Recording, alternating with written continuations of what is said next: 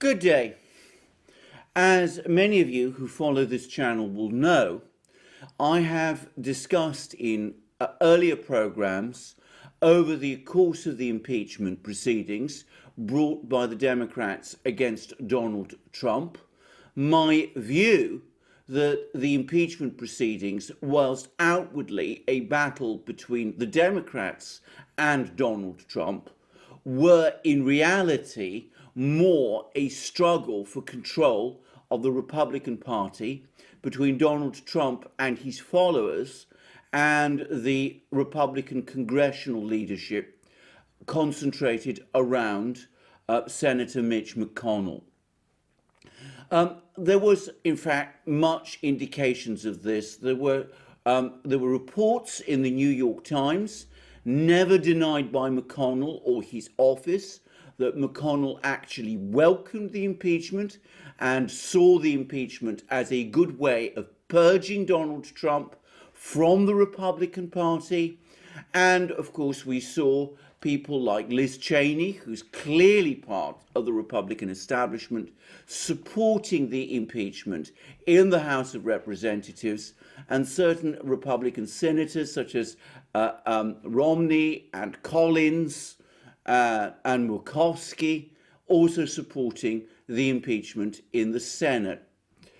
I also said right from the start that it was clear to me that the McConnell side was losing this battle and that Trump and his followers were winning. This became immediately clear when the House of Representatives voted on the Democrats' impeachment article. Only 10 House Republicans, led by Liz Cheney, supported that article, supported that impeachment, and the vast bulk of the Republican Party, on the contrary, voted against it. From that moment, it also became clear that the Republican base in the country was rallying behind Donald Trump and was opposing the impeachment. Mitch McConnell, who is nothing if not a wily operator, grasped the point instantly. He quickly took the step of delaying the impeachment until after the inauguration, when Donald Trump would cease to be president, and then used the fact that Donald Trump was no longer president to vote against the impeachment on the grounds that the impeachment had become unconstitutional. I have discussed and pointed out in previous programs that this was McConnell's way of getting himself out of the difficult situation in which he had found himself in by opposing an impeachment which he had previously indicated that he would support. I would also add that it's absolutely clear to me, and has been pretty much from the outset, that the Democrats would not have proceeded with this impeachment had they not received some sort of assurances from McConnell and from other members of the Republican leadership in Congress that a large group of Republicans would support it in the Senate.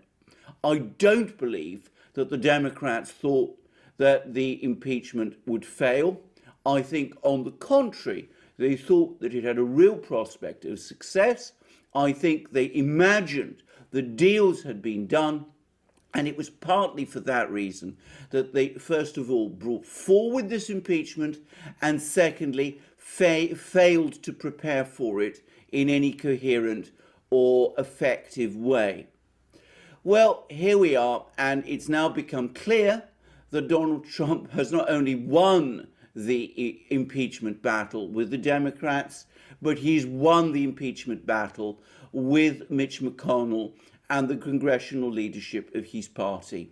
McConnell, in a recent interview, has now pulled up the white flag. He has said that if Donald Trump becomes the Republican Party's nominee for the presidency in 2024, Mitch McConnell will absolutely support Donald Trump. This is after saying or hinting through the media that he welcomed the impeachment so that he could purge Donald Trump from the Republican Party.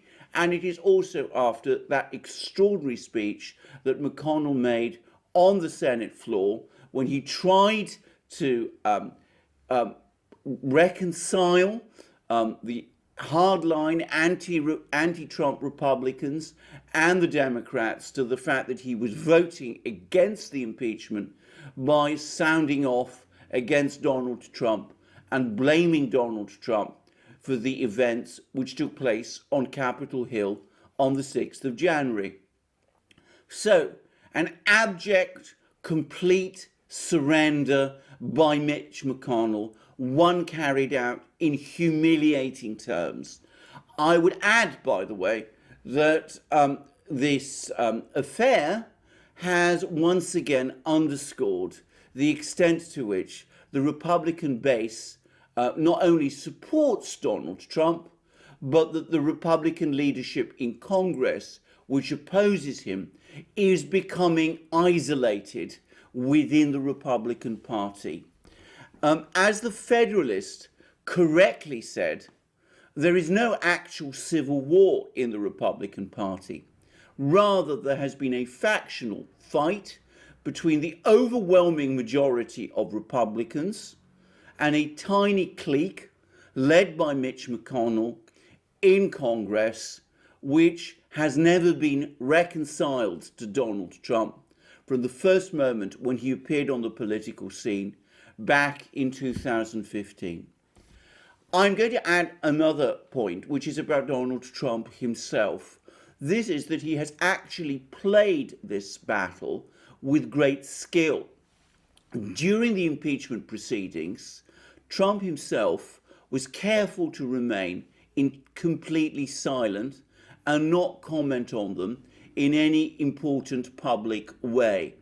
I think many people found that surprising, and of course it went against the advice of his former associate Steve Bannon, who wanted Trump to go to the Senate and defend himself there and try and turn the impeachment trial into an attack on his enemies. Donald Trump was far too astute to fall for that. As somebody who I think is fully aware both of the extent of his political strength amongst Republicans in the country, and who has also undoubted and great experience of the litigation process, I think Donald Trump realized that his best tactic was silence, and a silence which would leave the Democratic case against him in the impeachment hearing to fall apart, leaving the Republicans who were determined to vote for it looking isolated and foolish. Donald Trump is an extraordinary political force. His tactical astuteness is consistently underestimated by his political enemies. But on this occasion, especially, he has played an extremely clever hand supremely well. Where does this leave us? Mitch McConnell obviously is in reality no more reconciled to Donald Trump than he ever was. It's not impossible that over the next few months and weeks we will see more attempts by the anti-Trump Republicans in the Republican Party to organize against Donald Trump.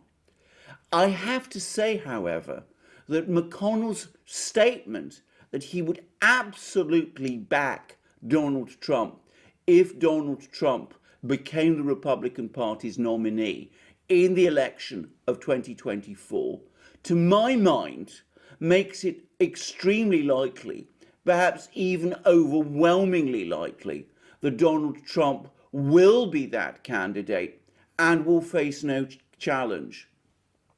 Every Republican hopeful now knows that Donald Trump not only has the support of the Republican Party base, making any primary challenge against him supremely difficult, but that he also has the acquiescence of the Republican Party's de facto leader in Congress, Mitch McConnell, and that, in effect, any attempt to try to push Donald Trump aside in the nomination process will be unwelcome and will not be supported either by Republicans in the country or by the Republican leadership in the Congress. So we will see what happens. But on top, this comes, of course, on top of the unraveling of the Lincoln Project, that bizarre confection of extreme anti-Trump Republicans who fought a guerrilla war against Donald Trump during the election and after.